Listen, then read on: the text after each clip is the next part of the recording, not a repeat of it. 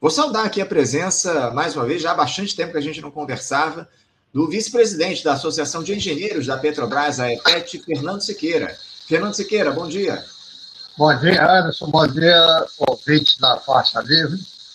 Prazer estar com vocês. Prazer sempre nosso, viu, Fernando? Eu sempre digo aqui, uma alegria contar contigo. Há bastante tempo que a gente não fazia esse papo no nosso programa. Muito obrigado por você se dispor a fazer esse debate, essa discussão sobre os temas relacionados ao petróleo. Temos assuntos aí importantes para tratar, viu, Fernando? Porque na última semana, a Assembleia Geral Ordinária da Petrobras, a nossa grande estatal do país, aprovou a distribuição de 41,23 bilhões de reais em dividendos para os seus acionistas referentes ao exercício do ano de 2025. Esse montante representa 37,44% do lucro líquido da companhia no ano passado. O valor total inclui os montantes já distribuídos ao longo de 2025, além de 8 bilhões de reais de remuneração adicional. Assim, o total dos dividendos corresponde a R$ 3,20 por ação da empresa. Fernando, essa distribuição de dividendos feita pela Petrobras, eu queria saber de você, se está dentro daquilo que se espera para padrões internacionais, quando se fala de empresas petrolíferas, enfim. Como é que você vê essa distribuição que foi anunciada na Assembleia Geral, foi aprovada na Assembleia Geral e anunciada pela Petrobras? Bom, Anderson, tem várias nuances aí, né? Primeiro que em 2015 foram distribuídos.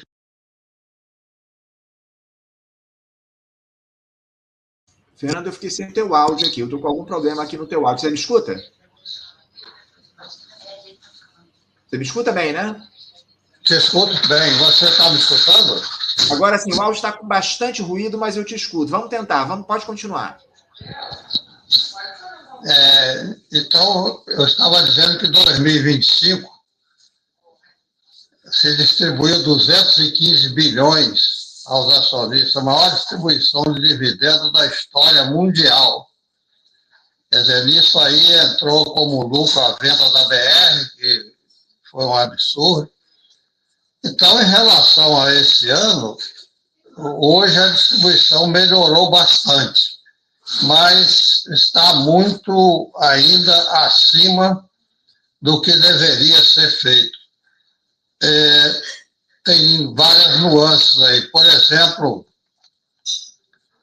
a Petrobras e a Agência Nacional de Petróleo vem desrespeitando a lei de partilha, que diz que o dividendo não pode entrar no custo de produção e nem ser ressarcido em petróleo, como havia uma proposta do cartel antigamente.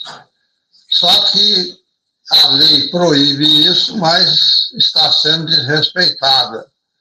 Então, os acionistas estão ganhando muito mais do que deveriam ganhar. Então, essa distribuição de dividendos está bastante longe do ideal. De lá para cá, melhorou bastante. Desculpe, tem um vizinho fazendo obra aqui, está dando um ruído. Não sei sem problema, fica à vontade. Então, como eu estava dizendo, hoje o pré-sal não está dando ao país o lucro que deveria. Por exemplo, se você olhar os países exportadores de petróleo, eles ficam com cerca de 82% em média do petróleo produzido em seus territórios. O Brasil está ficando com um pouco mais de 10%. Isso devido ao desrespeito à lei. E esse desrespeito à lei gera um dividendo absurdo, gera um lucro absurdo em detrimento do povo brasileiro e gera um dividendo muito acima do esperado, né, do que deveria. Então, eu denunciei isso por escrito na AGO do ano passado e repeti a denúncia da AGO desse ano, tendo votado contra as demonstrações contábeis da companhia e a distribuição de dividendos e destinação das verbas da Petrobras. Sim. Então, isso está gerando uma grande frustração para o povo brasileiro da produção do pré-sal. Sem dúvida, sem dúvida. Você cita a AGO, Assembleia Geral Ordinária da Petrobras. Agora, Fernando, a gente falou em dividendos, em distribuição aí de lucros aí para os acionistas. Em relação aos investimentos, a Petrobras tem feito investimentos à altura das necessidades da empresa e do país? Dá para a gente dizer hoje que a Petrobras é um motor do desenvolvimento nacional, como já foi em outras épocas? Não, ainda está aquém.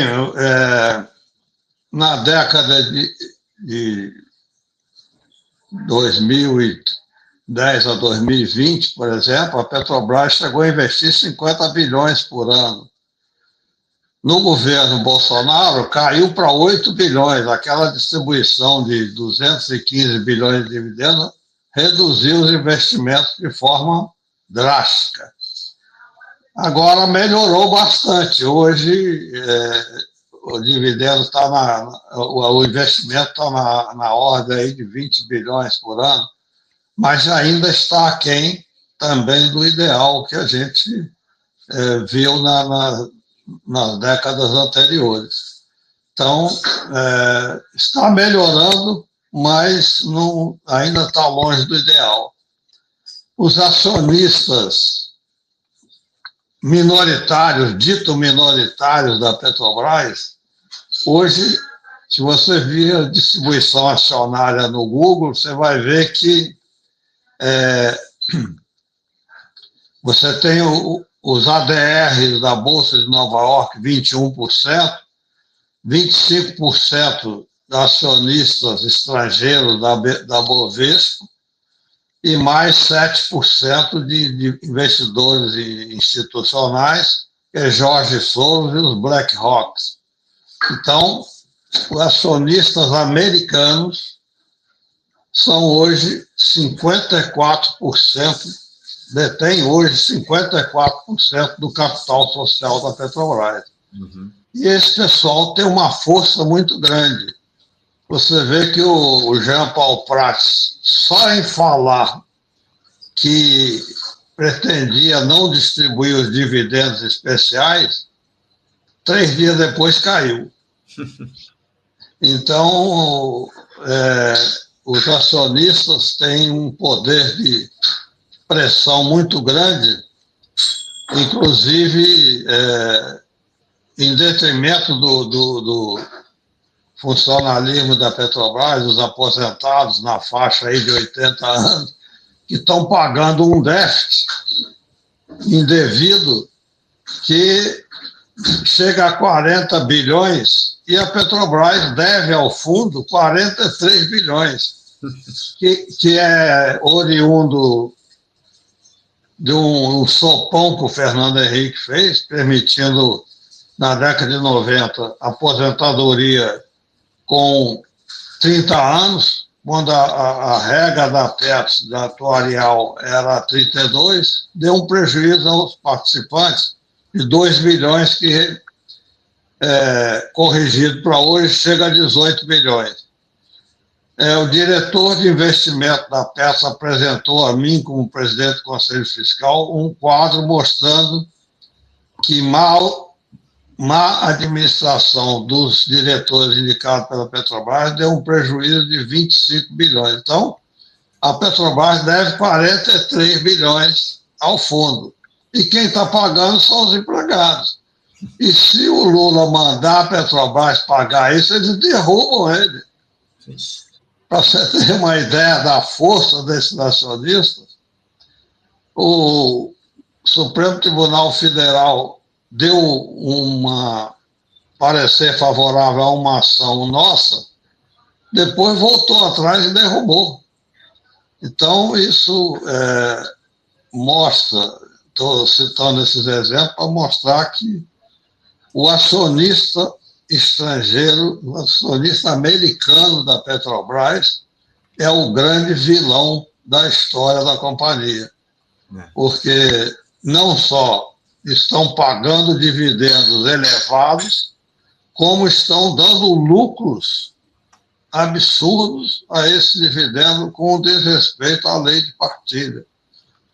Então, é isso que a gente tem denunciado. Eu já fiz uma notificação judicial para a presidente da Petrobras e 2 diretores, o diretor financeiro e o diretor de gestão, e até agora não me responderam. Eu vou ter que entrar na justiça para corrigir essa burla que está sendo feita à lei de partilha.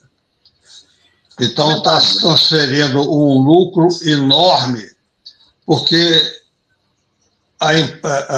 as produtoras, inclusive a Petrobras, cujo acionista majoritário é o acionista privado americano, a Petrobras está transferindo lucro do povo brasileiro para esses acionistas com essa burla legislação. Por exemplo, quando o royalty entra no custo de produção, no valor de 15%, ele tira do lucro da União 15% e dá a favor do produtor. Depois o cara paga o royalty à Petrobras em dinheiro e recebe de volta em petróleo. Então, isso transgride a lei. E depois declara o royalty para bater nos impostos de renda e CSLL, Contribuição sobre o Lucro Líquido. Então, você vê uma transferência de patrimônio do povo brasileiro para 54% da acionista americana.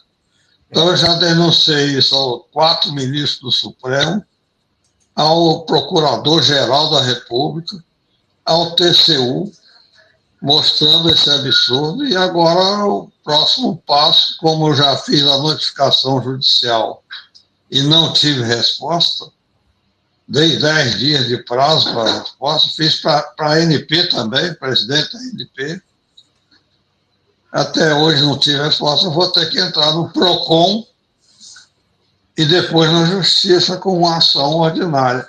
O Requião já denunciou isso para o governo Lula. Eu falei pessoalmente com a Gleisi Hoffmann, quando ela era presidente do partido, eu falei, Gleisi, eu gostaria que o Lula desse essa notícia, punisse a Petrobras e a Agência Nacional por respeito à lei. Mas acho que o poder desses acionistas é tão grande que assusta o pessoal do Lula e os dirigentes da Petrobras. Não tem força política para enfrentar esse poder desses acionistas. E isso está gerando a maior frustração da história do povo brasileiro, que é o pré-sal está sendo transferido para os acionistas americanos. É isso, é isso. É lamentável todo esse quadro, viu, Fernando? É uma situação inacreditável. Você teve de acessar o PROCON, depois uma ação judicial em relação a todo esse caso, enfim.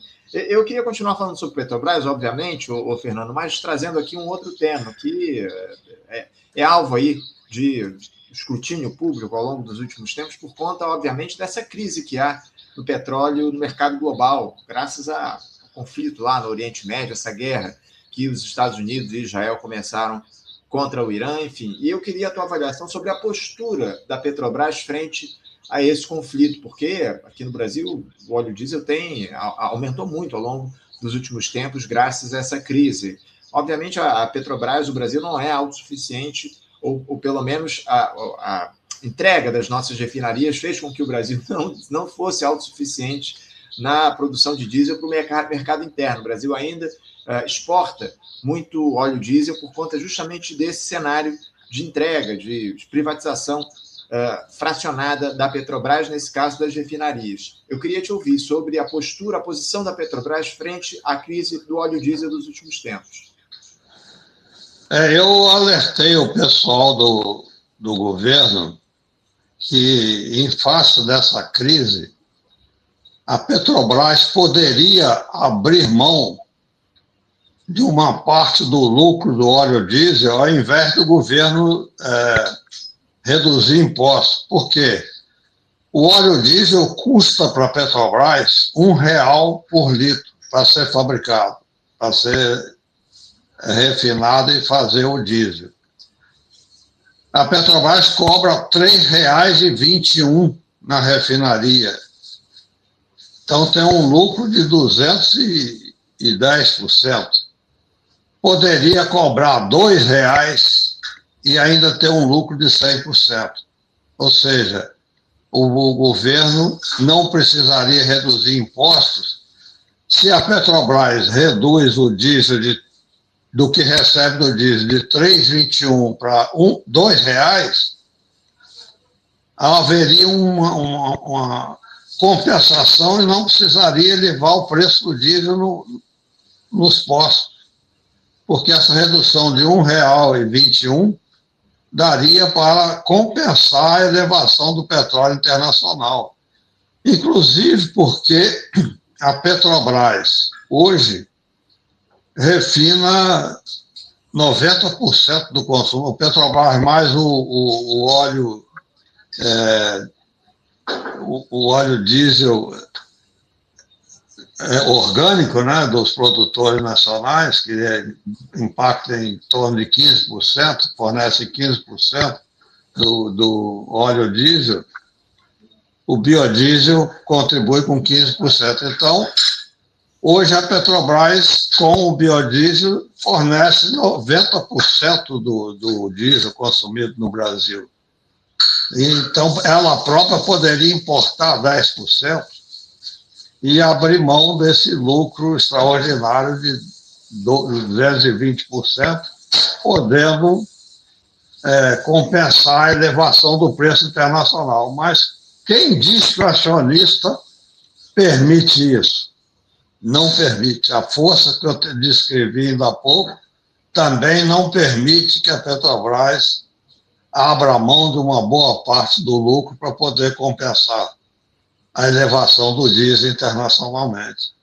Agora, então, Fernando, é fato que os acionistas não vão abrir mão aí dos seus lucros, é evidente, está muito claro, porque o objetivo é justamente esse, né? Que a Petrobras sirva, acima de tudo, para oferecer vantagens aos acionistas, essa turma que investiu na empresa. Está muito claro que, infelizmente, a Petrobras deixou de atuar propriamente como objetivo o interesse da classe trabalhadora, enfim, das pessoas que consomem o combustível aqui no nosso país, dos brasileiros. Agora, o presidente Lula andou falando em reestatização das refinarias que foram privatizadas, especialmente da refinaria Landulfo Alves, a RLAM, que virou a Selem, lá na Bahia.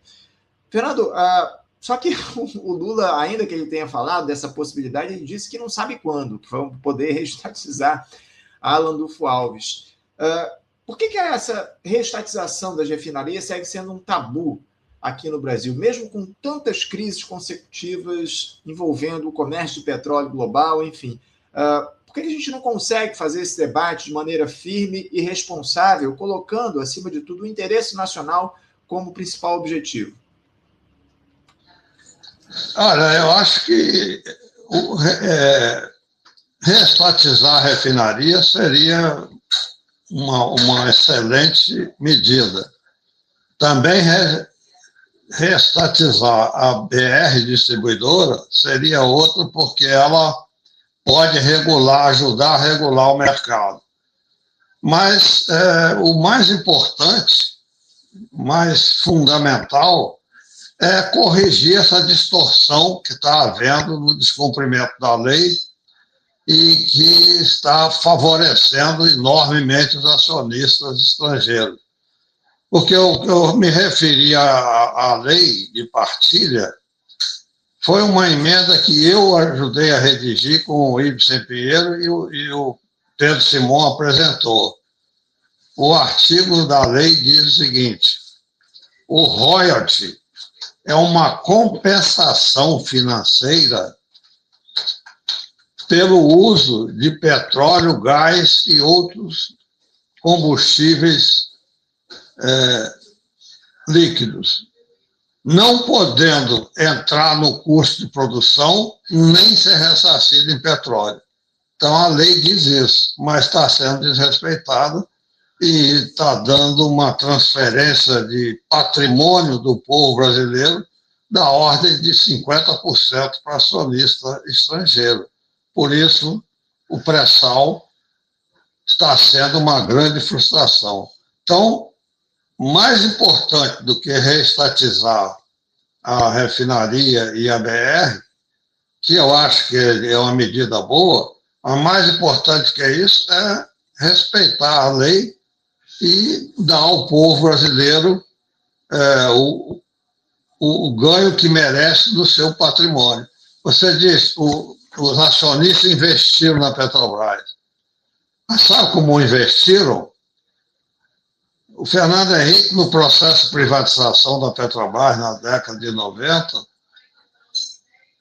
vendeu 36% das ações da Petrobras na Bolsa de Nova York por 8 bilhões de reais, ou 5 bilhões de dólares na época. E o patrimônio, e o valor de venda da Petrobras na Bovespa era 400 bilhões. Então, 36% de 400 bilhões é 130 bilhões, e não 8. Então, esses acionistas ganharam essas ações, não compraram, eles ganharam essas ações. E hoje estão tendo o lucro que pertence ao povo brasileiro. Então, essa é a medida que tem que ser tomada para corrigir essa distorção absurda de descumprimento da lei.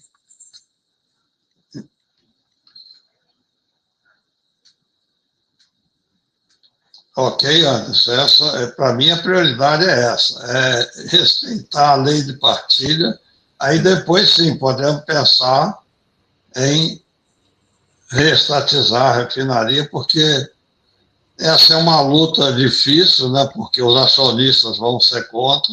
Uhum. Eles querem, porque se reestatizar, o próximo passo é recomprar essas ações. Sim. Então, aí voltaria a Petrobras, porque o que esses acionistas dão de retorno ao povo brasileiro? Nada. E não foi para isso que o povo foi às ruas, no maior movimento da história da nossa nação, e hoje esse patrimônio está sendo transferido para acionista americano. Então, para mim, essa é a prioridade. Mas essa ideia de soberania, infelizmente, foi absolutamente abandonada aqui no nosso país. Eu até tenho dito aqui, o Lula, hoje em dia, ele defende uma soberania de garganta, porque ele fala muito, mas age muito pouco. Haja visto agora essa situação envolvendo a mineradora Serra Verde, que foi praticamente entregue aos Estados Unidos, essa mineradora de terras raras, um negócio inacreditável, e o governo diz, pelo menos pelas notícias que há aí na grande imprensa, que não vai judicializar essa questão, não vai arrumar problema em relação a esse tema. Aliás, você citou o Roberto Requião. Requião vai estar aqui com a gente amanhã no programa. A gente vai fazer um programa especial, um debate sobre soberania. A partir dessa notícia aí da entrega, da venda da Serra Verde para uma empresa ligada ao governo do Donald Trump, a gente vai fazer um debate aprofundado sobre esse tema, contando com o Roberto Requião, também o Carlos Eduardo Martins vai estar com a gente, o professor Diógenes Breda também vai fazer essa discussão. Vamos avançar nesse debate, nessa discussão sobre soberania. E eu só posso agradecer a tua presença aqui com a gente no programa, viu, Fernando? Muito obrigado pela tua participação aqui conosco mais uma vez. Um grande abraço, o Requião está a par disso que eu estou te falando, que eu passei para ele um artigo mostrando isso. Ele ficou revoltado e mandou uma comunicação para o Lula sobre isso. Então, você pode até falar com ele sobre isso, que ele está sabendo. É isso. E o Requião é o maior político nacional, mais honesto, mais nacionalista, e por isso mesmo ele é sabotado politicamente. É um grande líder, um grande brasileiro, e merece todo o nosso respeito e o nosso apoio. Está sempre aqui conosco, inclusive, elogia muito você também aqui no nosso programa, um grande lutador. A gente vai conversar com ele amanhã aqui no programa. Recomendo muito que vocês assistam, vocês todos estão aqui conosco na audiência, o nosso debate amanhã. Fernando, mais uma vez, muito obrigado, viu? Um grande abraço para você. Outro para vocês, seus ouvintes, e foi um prazer estar com vocês mais uma vez. Prazer sempre nosso. Até a próxima. É. Conversamos aqui com Fernando Siqueira. Fernando Siqueira, que é vice-presidente da Associação de Engenheiros da Petrobras, a EPET, falando sobre essa distribuição de dividendos aí da Petrobras em 2025, falando sobre a crise do óleo diesel e do petróleo no mercado internacional, enfim, cobrando que o governo Lula cumpra, a Petrobras, acima de tudo, cumpra a lei. Questões importantes aqui, que eu vou, inclusive, fazer recortes dessas entrevistas aqui do Fernando Siqueira para a gente divulgar aqui no nosso canal ao longo dos próximos dias.